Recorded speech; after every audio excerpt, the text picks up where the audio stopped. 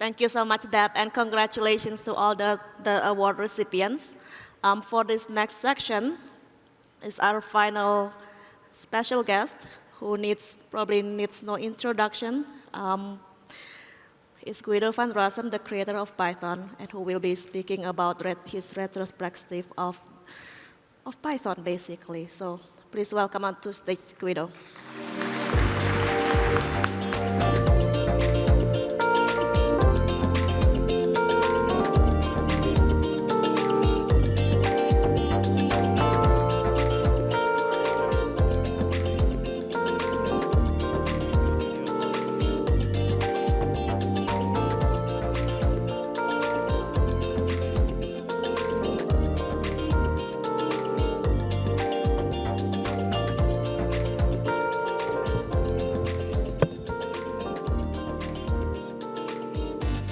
I need a dongle.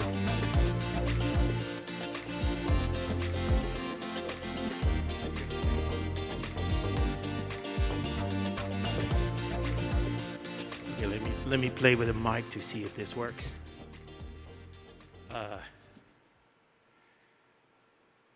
Okay. Oh my gosh, they gave me way more time than I needed. Just turn it on. That's okay. Slideshow. Yeah, I do this every day, as you see. And you could, okay, I think. Ha. Sorry, folks. Hello.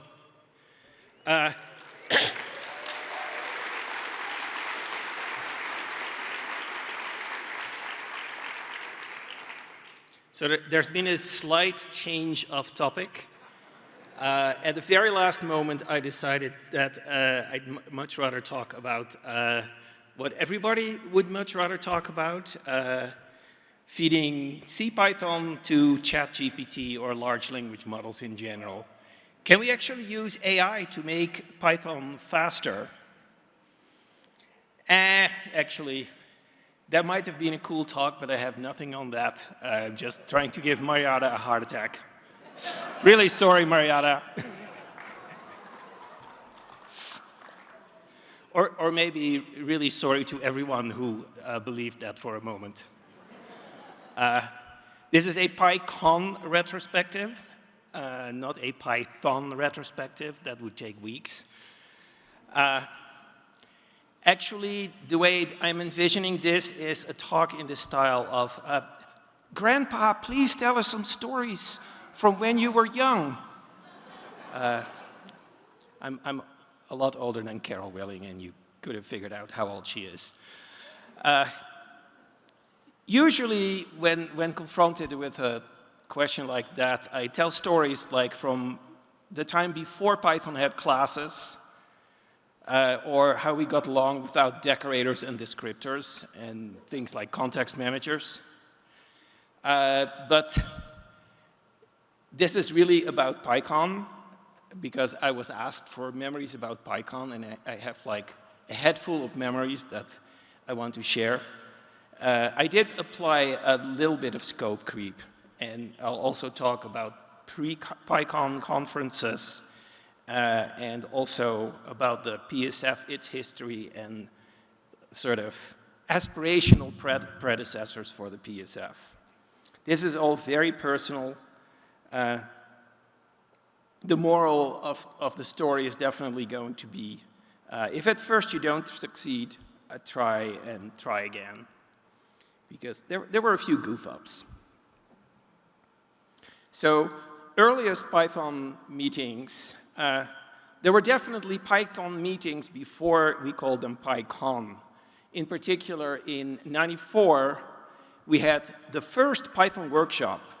It was organized by Mike McLean in Maryland, and there were about 20 or 30 people. It was a very small event, but it was a big success. At least we all 30 of us who attended thought it was a big success. And we wanted to do more of that, and we quickly escalated from the nth Python workshop to the N+1st International Python Conference. I have more about that. There were also early Python organizations long before the PSF, or at least, well, I don't know if there were actually Python organizations that were attempts at organizing. And that this was separate from organizing events, because the event organization was in the end pretty successful right from the start. But the organization creation was a little bit challenging. And actually, I have a story about how the PSF itself almost suffocated in the cradle. Oh, yeah. This talk is not about the Python Secret Underground, because the Python Secret Underground does not exist. Any rumors about its existence are false. In fact, you never saw this slide, or I would have to kill you all. Be warned. So, yeah, the first Python workshop. That was also the advent of, as far as I'm aware, the first Python t-shirt, and that is a long and venerable tradition. The very first Python t-shirt, that's the logo on the front. There was something else on the back. Made by Steve Majewski, who stayed with the community a really long time. It's really cool that we still have those t-shirts. So here is actually the program of that first Python workshop. You don't have to read all that. Look at the things highlighted in yellow and notice the Monty Python references, which we also decided to work into the documentation. But if you Google this, you can you can just ask Bing for first Python workshop 1994. It's very important to put the year in, otherwise you get lots of other Python workshops that were held last week.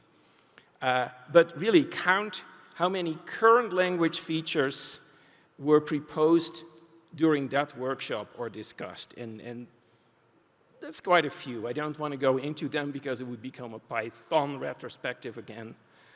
But based on the success of that workshop, we wanted to do more workshops. And in fact, we did them 6 months later. We did another one organized by Jim Fulton of the United Geological Survey. And 6 months after that, he ran another one. And then we realized every 6 months, what are we thinking? How can we keep up with this? People can't get travel budget every 6 months to travel to a Python workshop because their managers have never even heard of Python. So we came to our senses and we went annual. And it turns out annual is stressful enough. So these events were organized initially by single individuals, and these were individuals who had some clout with their organization to host small events.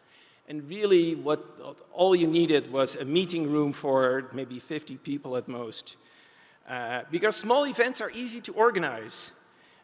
We went to the cafeteria or to a nearby restaurant for lunch.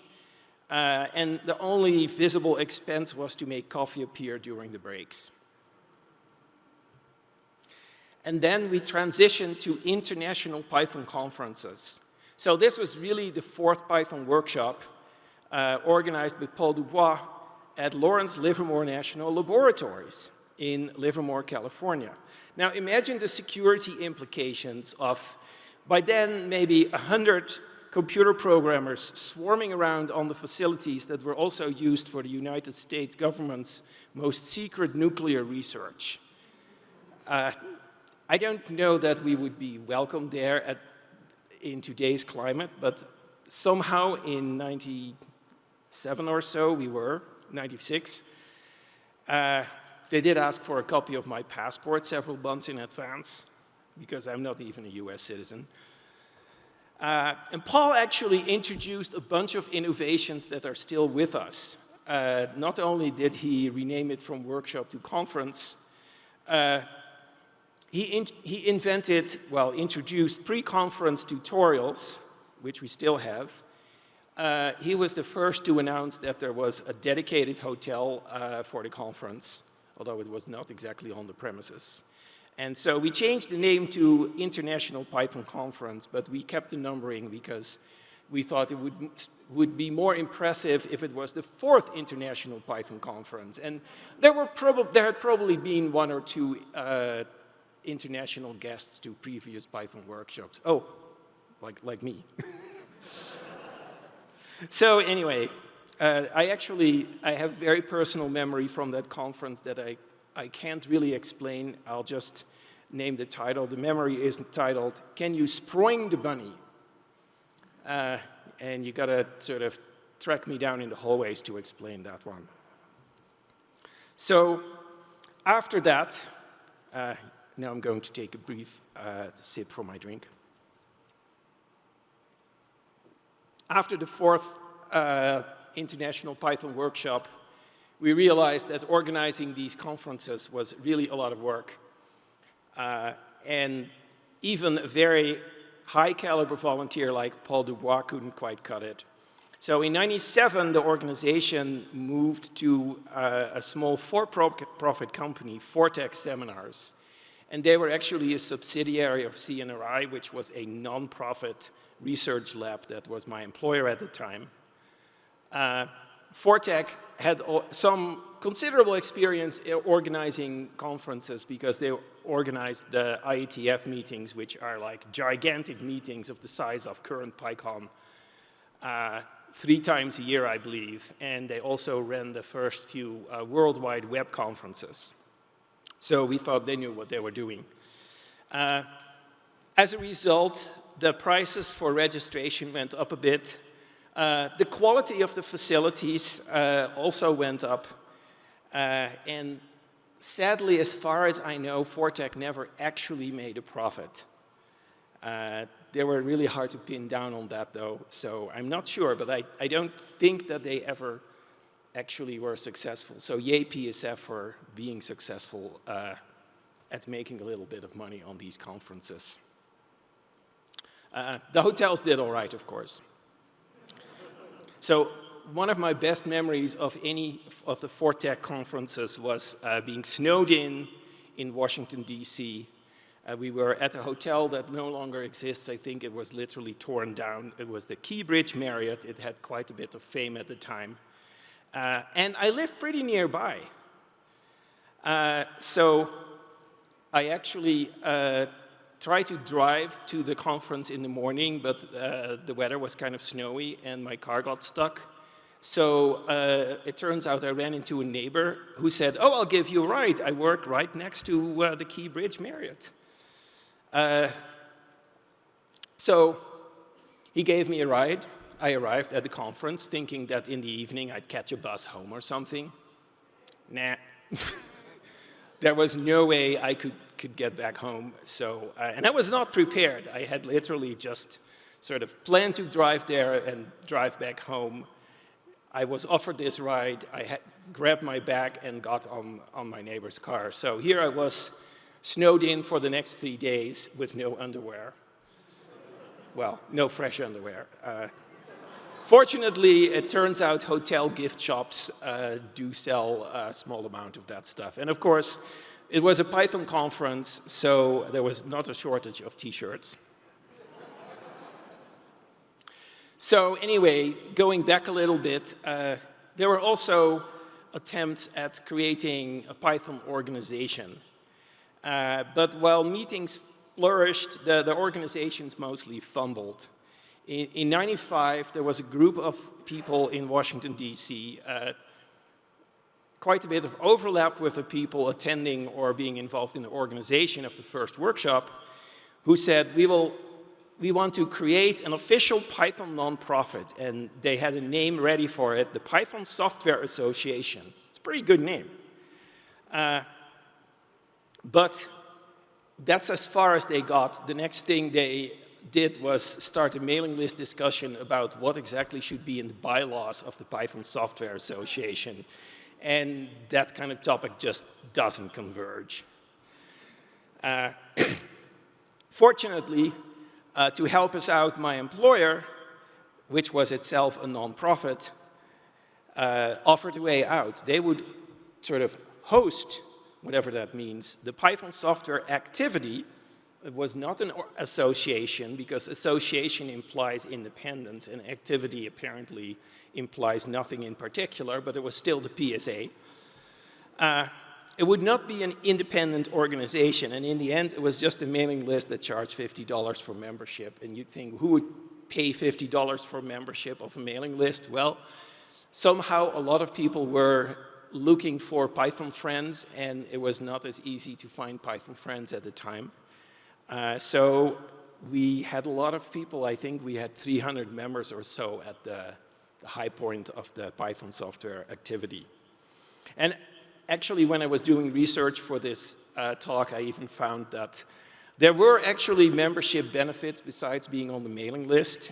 You got a registration discount to the 4th Python International Python Workshop. That's the one, was the one at LNL.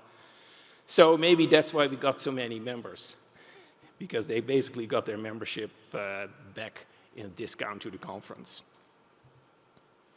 So another thing that we tried, somewhat more ambitiously, was a Python consortium.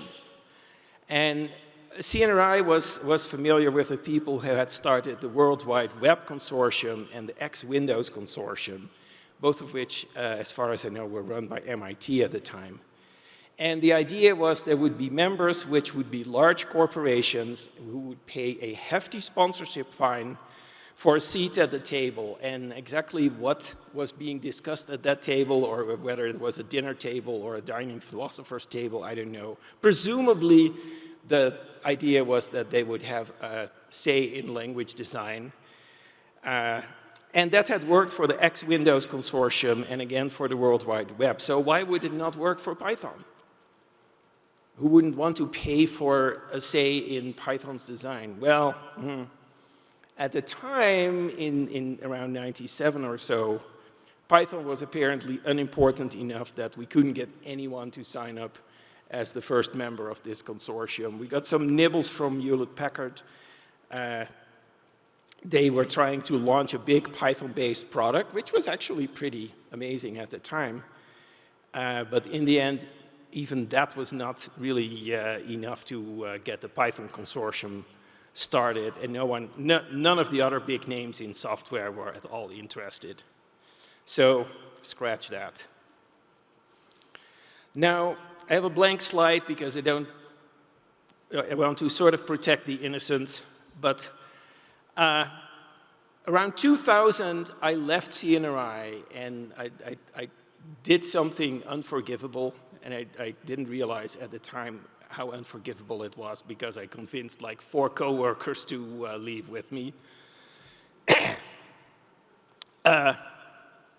And we went in a startup adventure, and the adventure was a terrible disaster, and we had to be rescued by another startup. But anyway, because of the way we left, it was kind of awkward to have CNRI in charge of any Python-related things like the Python software activity or the international Python conferences. If you want to understand more about why we decided to left, apart from .com fever, look at the license file for CPython in our GitHub repo. Anyway, what were we to do organization-wise? Fortunately, one of the active core devs at the time was Greg Stein, who came up with a brilliant tactic to avoid getting stuck in the bylaws quagmire again. He happened to be a board member of the Apache Software Foundation, and Apache had already solved all these problems. They had working bylaws for an open source software organization, foundation. And so Greg's proposal was that we take the Apache Software Foundation's fish license, bylaws, cross out Apache and write in Python in crayon.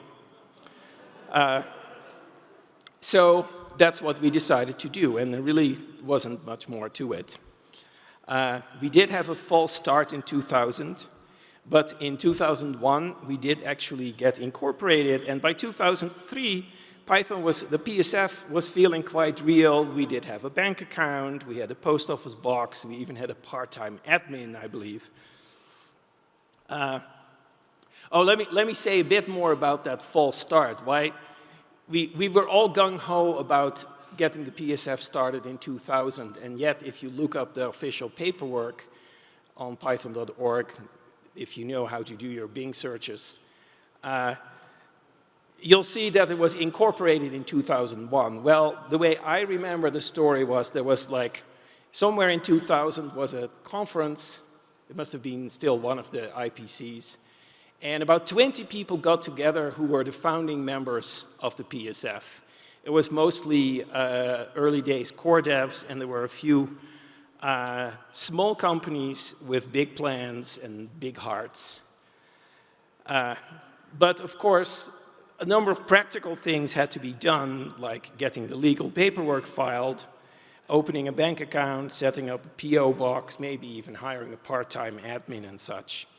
But we were a bunch of computer programmers, and we had zero skills in that area, by and large. I certainly didn't. So fortunately, one of us was already a successful businessman. He was not a core dev. He was one of these small companies with a big heart. But he was already successful, and he knew how to do stuff. And so he volunteered for every single action item of this nature. And then a year passed, and at the next and final International Python Conference in 2001, I think it was the last one, nothing had happened. It turns out that if you're a really successful business person, you also know really well how to prioritize, and apparently getting this small nonprofit started was not one of the priorities. So, fortunately, my new employers, Paul Everett, he is here, and Rob Pike of Zope Corporation offered the help of their corporate attorney to get it done, and it was done. And we did do it using Apache bylaws with Python written in crayon. So at last, okay, according to my notes, the last IPC was actually in 2002, so the chronology is a bit murky, I think. Because conferences are planned so far in advance, it was difficult for Fortech to stop organizing Python conferences without losing even more money on commitments. So, but what we were going to do for 2003. Now, O'Reilly, bless their hearts, offered us a track at the open source conference, OSCON. But informally, we still mostly thought of that as the Perl conference. So even though the Python community accepted a track at OSCON as sort of a consolation prize for losing our own international Python conference, we weren't all that much into it. Also, I think OSCON is even more expensive than IPC ever was. So the PSF having been freshly incorporated, and by 2003 actually having been set up completely, and even having a little bit of money in that bank account, and this is the important part, we got a stroke of luck. I got a phone call. Late 2002, I got a phone call from, guess what? A Perl community organizer who had a venue where he had planned to hold a Perl community conference, which for some reason had to be canceled. Maybe there was a glut of Perl community conferences that year. And so he asked if I was interested in using that venue and that particular week that he had reserved it for a Python community conference. And I said, sure. And I don't know where we came up with the name PyCon, but that was not an entirely sort of random name. I think many people probably could have come up with that name for the Python conference. And really, the rest is history, and I don't even have that many more stories to tell, except, oh yeah, one thing, because the venue came through me, and I was, I think, the president of the PSF at the time, and I sort of was an important connection point, and so I ended up being the main organizer.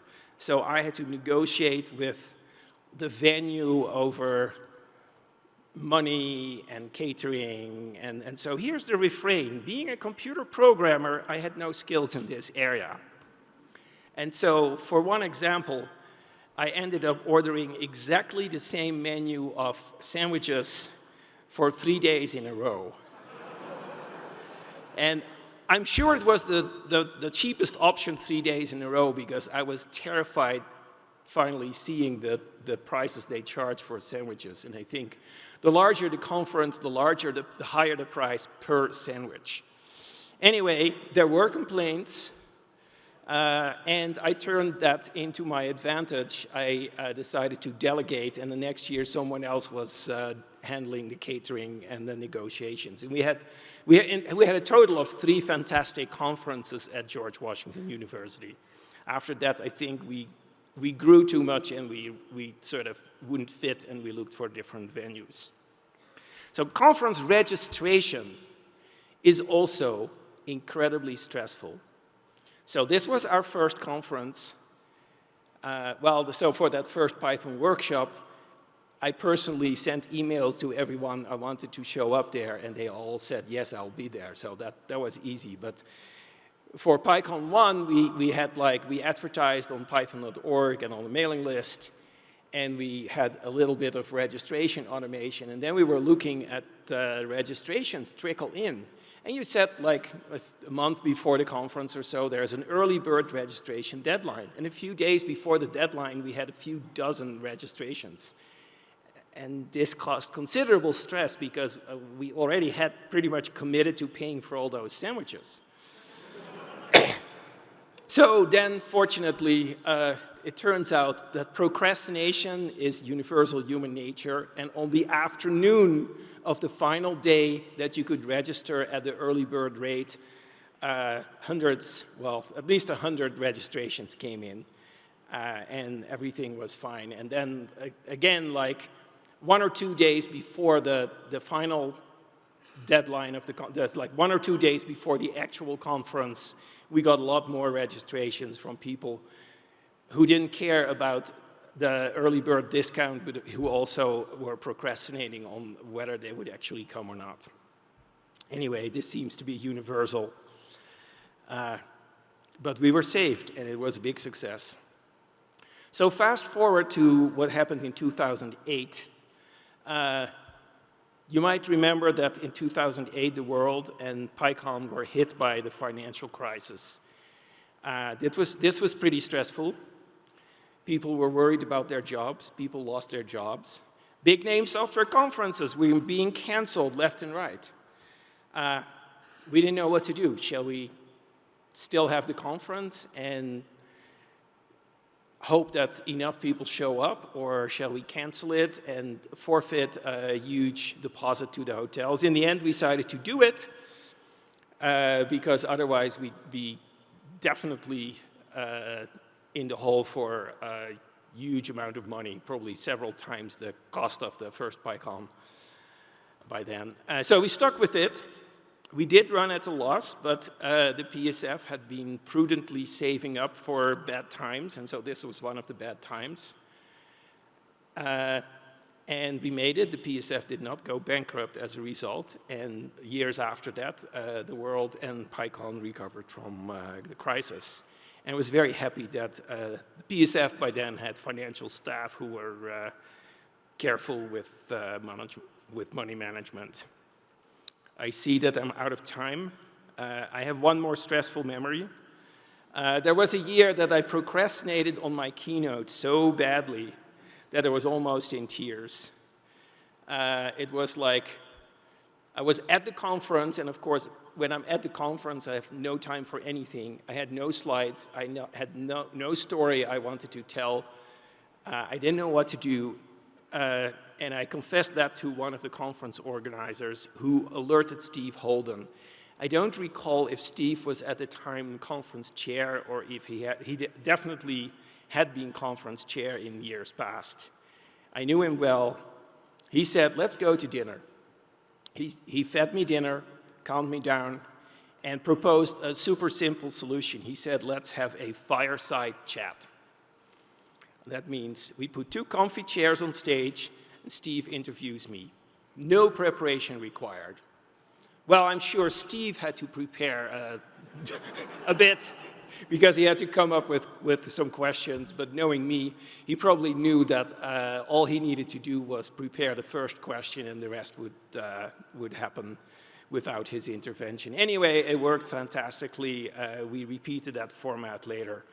And I very much still procrastinate, so that's why I'm talking last today. So, speaking of conference chairs, that is genuinely one of the most stressful jobs I know of. And I know several past PyCon chairs personally who burned out as a direct result of being conference chair. Fortunately, nowadays, the PyCon staff and the PS staff are providing a tremendous amount of support. In the beginning, we all had to figure it out by ourselves. But nevertheless, boy, am I glad I was not Emily in 2020 when she had to decide to cancel PyCon because of the pandemic. Anyway, thanks to all the conference chairs past, and let me hand it back to the conference chair current, Marietta, and her team. Thank you all.